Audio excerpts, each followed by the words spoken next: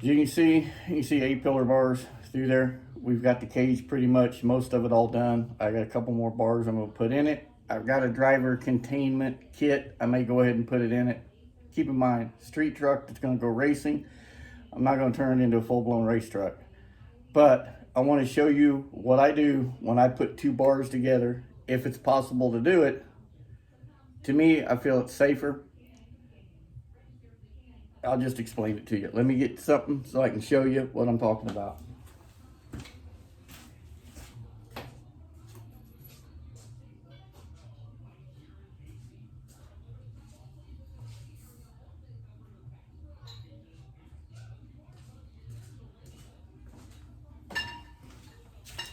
Okay, most cases, when you put a cage together, you take pipe, you fish mouth it, you cope it, you notch it, whatever you want to call it, whatever terminology you want to use, to fit the 2 together as tight as possible.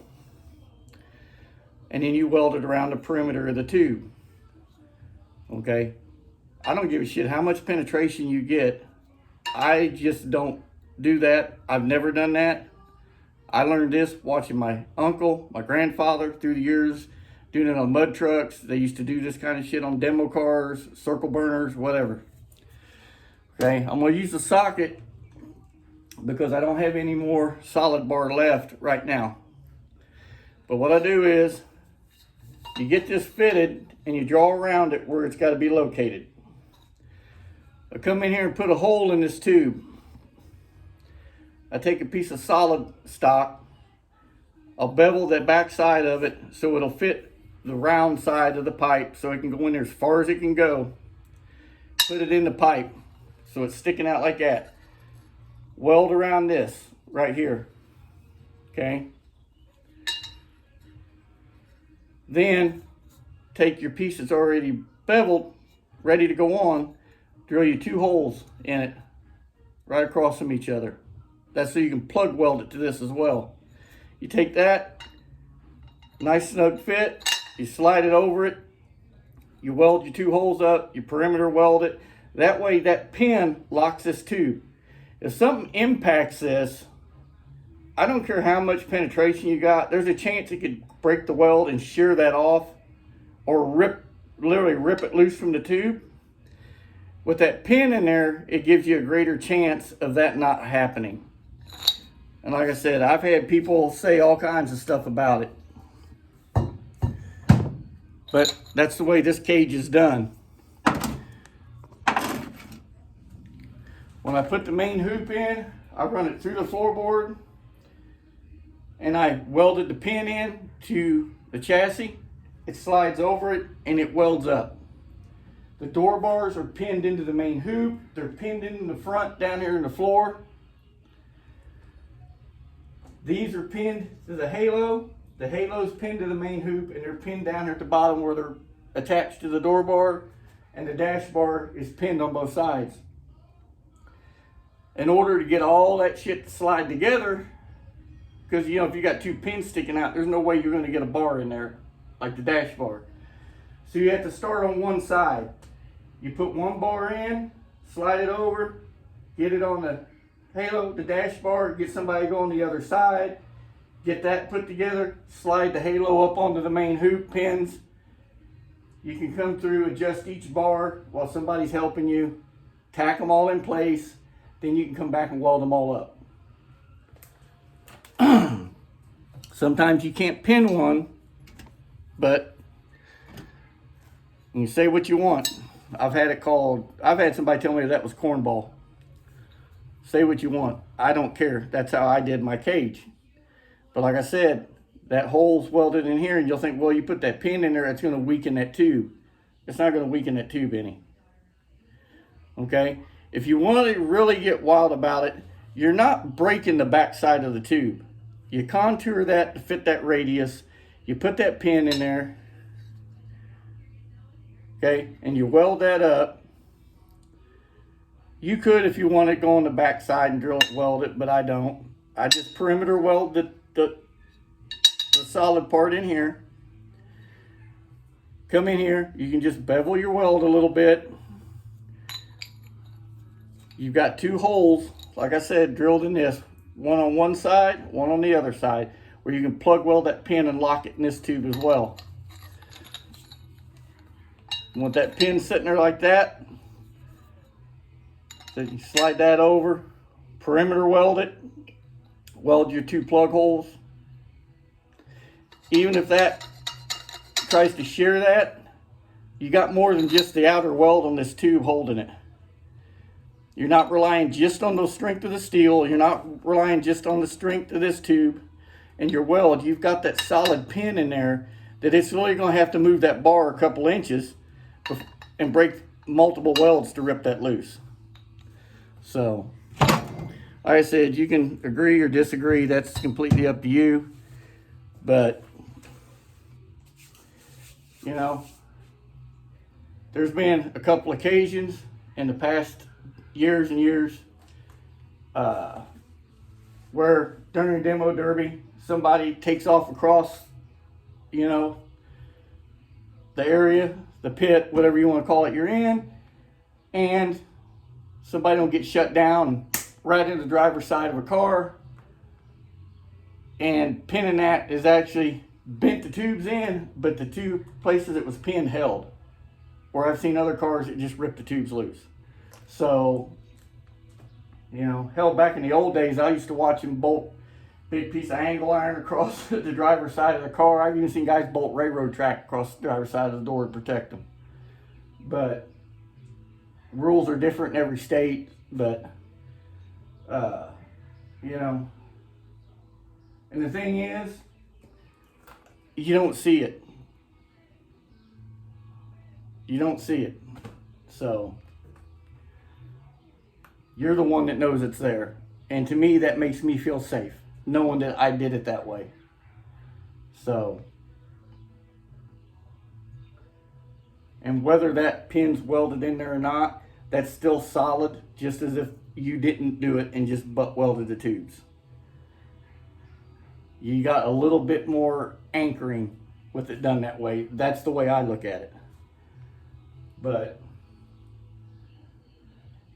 if I don't put the containment in it, what I'm going to do is come back here off of the seatbelt bar. I'm going to run 2 bars up between it and the main hoop, 2 bars across the halo, and I'm going to call it good.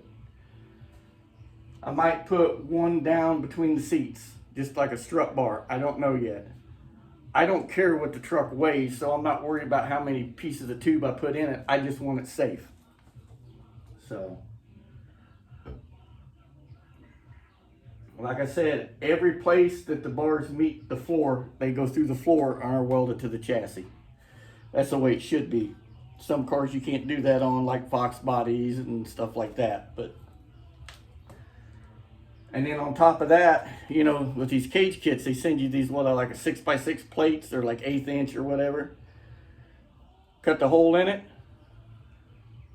split it in half, or cut the hole in it, put it in there first. Put your bar through, attach it to chassis, then put that plate in there and weld it to the floorboard. That's how this is done on the main hoop and the door bars anyway. So, then I just went back with some seam sealer to close up any welds or whatever. I just went over the welds with seam sealer. I didn't even grind them back because I didn't want to remove any metal. I just put some seam sealer over it, put my kill mat over it, and called it done. I don't like grind. You weld something up and then you go back and grind half of it back off to make it look pretty. There's no need in it. I'd rather it be strong and ugly than weak and pretty any day. So that's the only reason, like back here in the bed, I'll show you where I ground these back with a flat disc to kind of make them look a little better. But this is just, these are pinned too. You can see, I just kind of smoothed that out with a flat disc the best I could.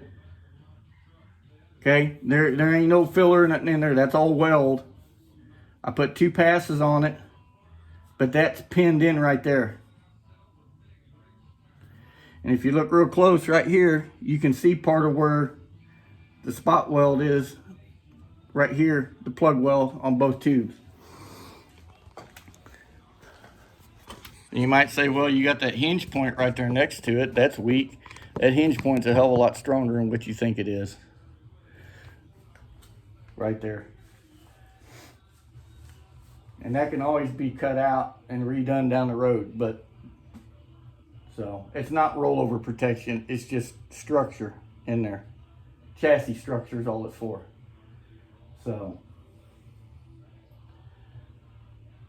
and the main reason is because I already got one bar that goes across right there in front of it and turns and goes down well to the chassis. Because I was going to redo the shock mounts, and rather than put the shock straight up and down, I went ahead and put them back factory and just extended the mounts up through the bed with some 1/4 inch material, so they have a full range of travel. Because if you ever had an S10 that's lowered more than 3 inches in the back, the Viking shocks, you basically put them on, you got no travel. You got like 1 inch of travel. So we extended them up, I think 5 inches up through the bed floor. So.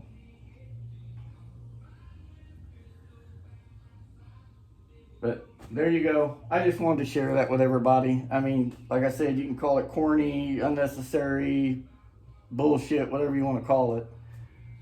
Pinning and bars like that. But to me, it makes me feel safer. I'm going to do the same damn thing on the kids' truck. We've already talked about it.